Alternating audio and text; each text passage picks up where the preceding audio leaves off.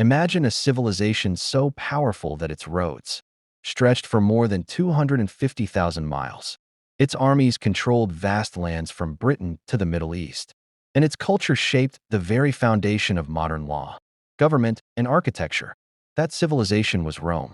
But like all great empires, Rome eventually fell. Today, we'll explore why the mighty Roman Empire collapsed. A story filled with political intrigue, economic crises, barbarian invasions, and the slow erosion of one of history's greatest powers, Rome at its height. To understand the fall, we must first appreciate the peak. In the 2nd century CE, under emperors like Trajan and Marcus Aurelius, Rome was at its golden age. The empire stretched across Europe, North Africa, and the Middle East. Its cities boasted aqueducts, amphitheaters, and bustling forums. The Roman army kept peace, known as the Pax Romana. Trade routes connected Europe with Africa and Asia.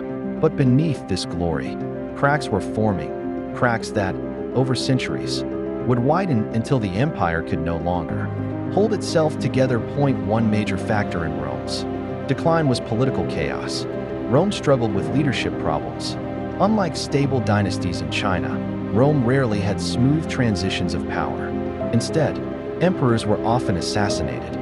Armies declared their own generals as emperors.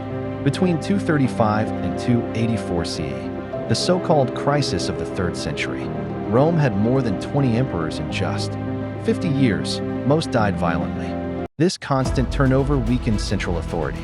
Citizens lost faith in the government, and generals cared more about personal power than the stability of the empire. Hand in hand with political chaos came economic problems. Heavy taxation burdened farmers and traders. Rome relied heavily on enslaved labor. Stifling innovation, inflation soared, as emperors minted more coins with less precious metal.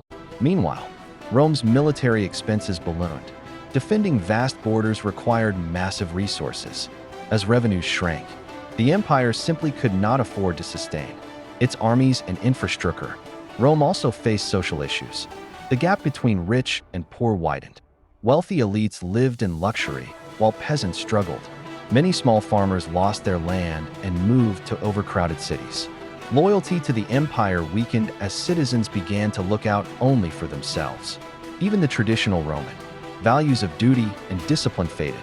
The philosopher Cicero once said, "The budget should be balanced, the treasury refilled, the arrogance of officialdom tempered." By the 4th century, many felt these ideals were long forgot.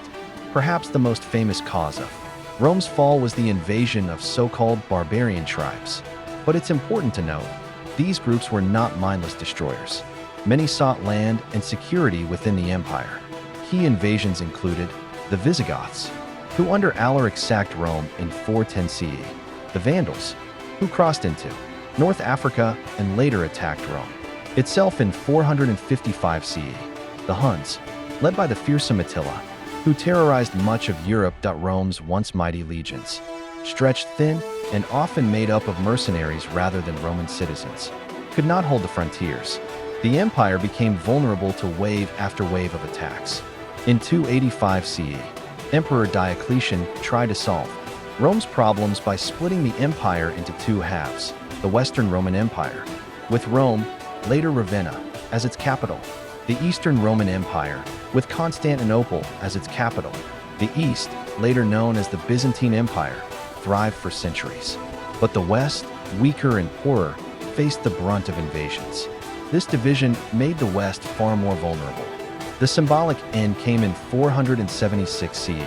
That year, the Germanic chieftain 𝕳𝖕 deposed the last Roman emperor of the West, Romulus Augustulus, a teenage boy who had little real power.